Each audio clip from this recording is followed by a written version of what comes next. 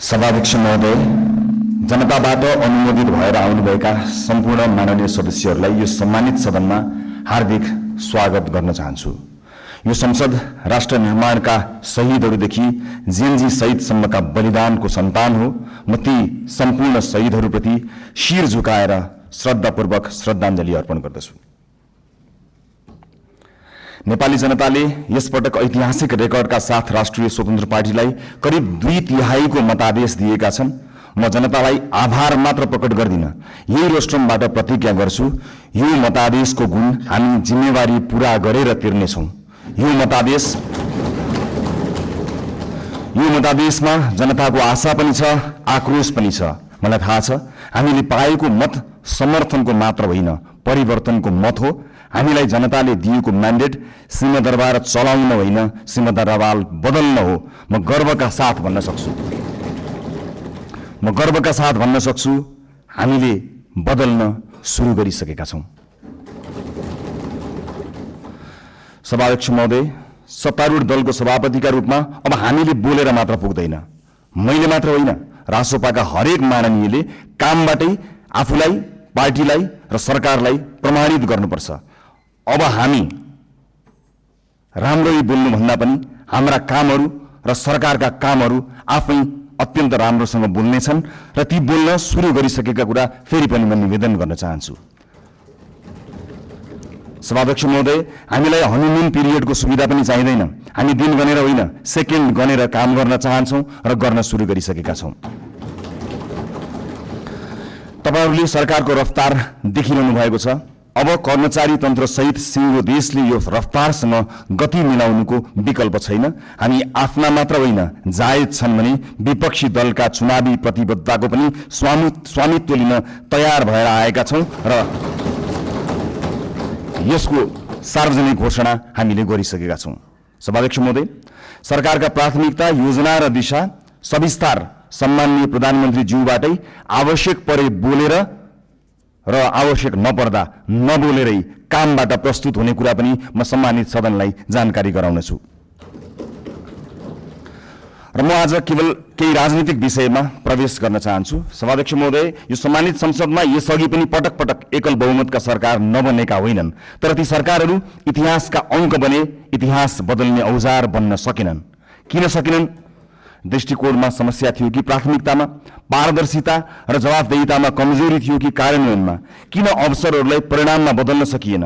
हामी इतिहासबाट सिक्न लाज मान्ने छैनौं। जनताले अहिले हामीलाई दिएको विशाल बहुमतको इतिहास यो पनि फेरि गुमेको अवसर भनेर लेखियो भने हामी कलङ्कित हुनेछौं। हामीलाई त्यो मन्जुर छैन। रासोपाका साथीहरूलाई म सम्झाउँछु, हामी यहाँ प्रश्न सोधेर आएका हौं।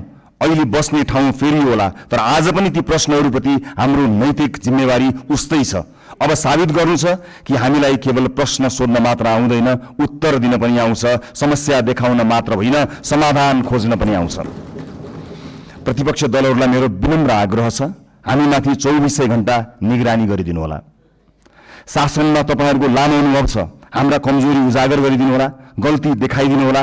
यदि हामीले बाटो बिरायौं भने सच्याइदिनु होला। यदि हामी जनताबाट टाढा हुन खोज्यौं भने हामीलाई जनताको आवाज सम्झाइदिनु होला। हामीबाट अहंकार नबढोस्, हामीमा कुनै अहंकार नछाओस्, हाम्रा निर्णयहरू एकतर्फ नहुन्।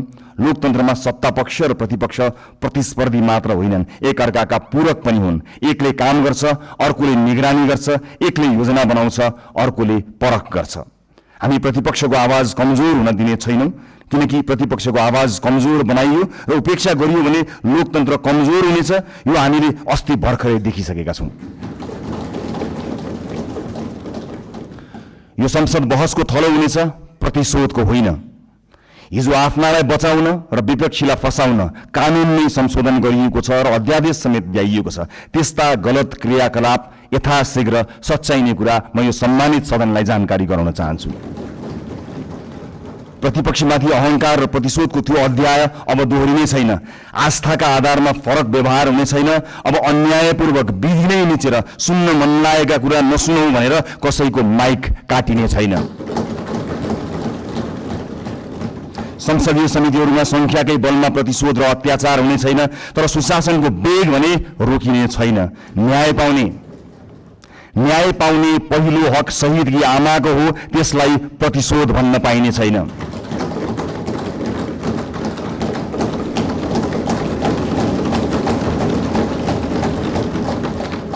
यो सरकार जेनजी विद्रोहको पनि सन्तान हो।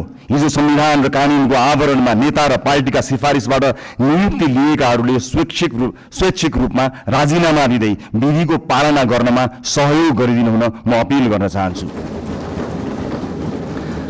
सरकार नयाँ नीति, कानुन, मापदण्ड र मान्यताका आधारमा स्वच्छ र प्रतिस्पर्धात्मक नियुक्ति प्रक्रिया लागू गर्न चाहन्छ।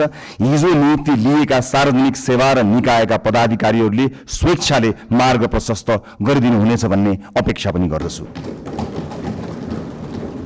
सभाध्यक्ष महोदय, छिमेकी राष्ट्र र मित्र राष्ट्रसँगका सम्बन्धलाई सडकमा लैजाने र सत्ता छाड्न परेपछि विदेशी चलखेल भन्ने गैर जिम्मेवार र सस्तो खेल अब हुने छैन। प्रतिपक्षलाई समेत साथमा लिएर हामी मित्रवत, सहकार्यपूर्ण र पारदर्शी परराष्ट्र नीति तय गर्नेछौँ। त्यो रणनीतिक र दीर्घकालीन सोचमा आधारित हुनेछ। व्यापार, लगानी, शिक्षा, पर्यटन र प्रविधि मैत्री हुनेछ। त्यसले पहिला राष्ट्रहित र त्योसँगै अन्तर्राष्ट्रिय सम्बन्धमा विश्वास र स्थायित्व सुनिश्चित गर्नेछ। स्वदेशी र विदेशी लगानीकर्तालाई यही रोस्ट्रमबाट मेरो अपिल छ, अब नेपाल लगानीका लागि पूर्ण सुरक्षित छ, किनकि राजनीतिक स्थिरता, कानुनी सुरक्षा र पारदर्शी प्रशासनको हामी ग्यारेन्टी गर्छौँ। प्राकृतिक स्रोत र युवा जनशक्तिको यो देशमा अभाव छैन। म गैर आवासीय नेपाली दाजुभाइ दिदीबहिनीहरूलाई अपिल गर्छु, नेपालमा केही गरौँ। तपाईँ नेपालको आर्थिक विकासमा जोडिनुहोस्। हामी एक पटकको नेपाली, सधैँको नेपालीको बाचा पूरा गरेरै छाड्छौँ। नेपालको विकाससँग तपाईँको पुँजी, सिप, अनुशासन र आत्मविश्वासलाई जोड्न जे गर्नुपर्छ हामी त्यही गर्छौँ, जसरी पनि गर्छौँ। तपाईँहरूको लगानी सुनिश्चित बनाउनेछौँ, तपाईँहरूको सम्मान सुनिश्चित गर्नेछौँ। देशभित्र म निजी क्षेत्रलाई पूर्ण आश्वस्त पार्न चाहन्छु, बिचौलिया र माफियाहरूले बिगारेको व्यावसायिक वातावरण हामीले सुधार गर्न सुरु गरिसकेका छौँ। नीतिहरू अब बजारमा बेचिने छैनन्, निर्णयहरू कसैको दबावमा बन्ने छैनन्। व्यावसायिक क्षेत्रमा तपाईँहरूले अनुभव गरेको असुरक्षा, अनिश्चितता र दबाव सधैँका लागि समाप्त हुनेछ। बिचौलिया र माफियागिरी अब रहने छैनन्। समान अवसर, पारदर्शिता, निष्पक्षता र व्यावसायिक स्वतन्त्रताको जिम्मा हामी लिन्छौँ, सरकारले लिन्छ। म एउटा प्रसङ्ग यहाँ प्रस्तुत गर्न चाहन्छु। सभामुख महोदय, मेरा मित्र माननीय खगेन्द्र सुनवार निर्वाचित भएर यहाँ आउनुभएको छ। चुनावी दौडका सिलसिलामा उहाँका विषयमा विवाद आउँदा थाहा छैन उहाँले गल्ती गर्नुभयो गर्नु भएन, तर उहाँले माफी माग्नुभयो। यति छिटै माफी माग्नुभयो, भन्नुभयो मबाट त्यस्तो गल्ती भयो जस्तो मलाई लाग्दैन, तर गल्ती भएको रहेछ भनेर माफी माग्नुभयो। म आज यो सिङ्गो सदनबाट सिङ्गो देशलाई भन्न चाहन्छु, गल्ती गरेको हो कि होइन भन्दा अन्यल हुँदा खगेन्द्र सुनारले माफी मागे। खगेन्द्र सुनारहरूमाथि युगौं युगसम्म गरिएको अन्यायको लागि हामीले माफी माग्यौँ।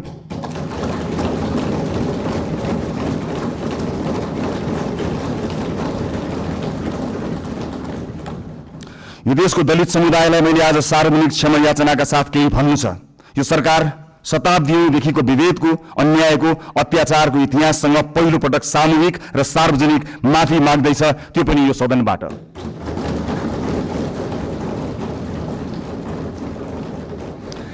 आजसम्मको विभेद सामाजिक गल्ती थिएन, संगठित अपराध थियो। यो देश किन बनेन थाहा छ? किनकि जसका हातमा सिप थियो तिनलाई हामीले अछुत मान्यौं।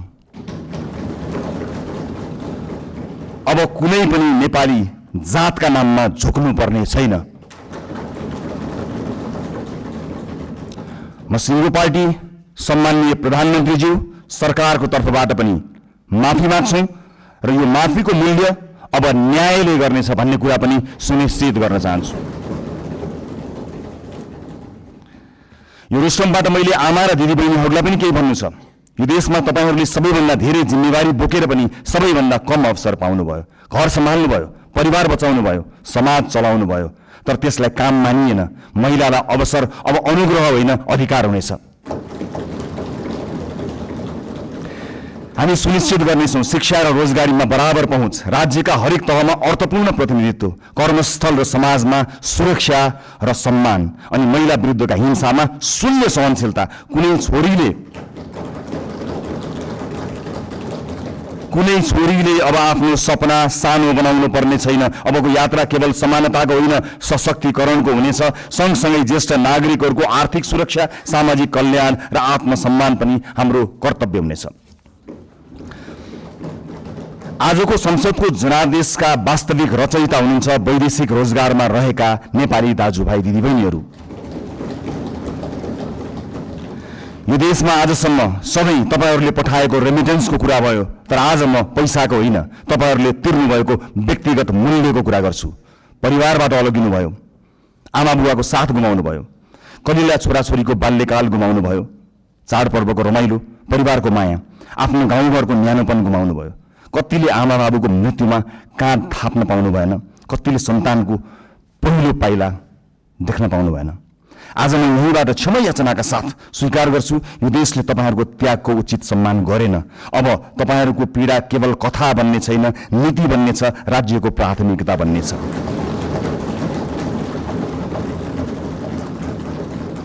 बिचौलिया र श्रम माफिया अब कारबाहीका भागीदार हुनेछन्। अबको नीति तथा कार्यक्रम र बजेट तपाईहरूको हुनेछ। खाडी क्षेत्रमा अब जाने हाम्रा राजदूतहरू बिचौलियासँगको डिनर टेबलमा होइन, श्रमिकका शिविरहरूमा भेटिनेछन्। मैले युवा साथीहरूलाई विशेष अपिल गर्नु छ, यो परिवर्तन पनि तपाईहरूको हो, यो सरकार पनि तपाईहरूको हो, यो संसद पनि तपाईहरूको सङ्घर्ष, तपाईहरूको आवाज र तपाईहरूको विश्वासको परिणाम हो यो संसद। तपाईहरूलाई दक्ष र आत्मनिर्भर बनाउन, रोजगारी र उद्यमशीलतासँग जोड्न, नवप्रवर्तन र नेतृत्वका अवसरहरू पैदा गर्न सरकार प्रतिबद्ध छ। माननीय सांसदज्यूहरू, जुनसुकै पार्टीबाट चुनिएर आए पनि हामी जनतालाई प्रतिनिधित्व गर्दछौँ। त्यसैले अब हाम्रो लक्ष्य एउटै हुनुपर्छ, देशको समृद्धि, जनताको जीवनमा सुधार र न्यायपूर्ण समाजको निर्माण। मलाई विश्वास छ यो सहकार्य, उत्तरदायित्व र परिवर्तनको प्रतीक हुनेछ। धन्यवाद।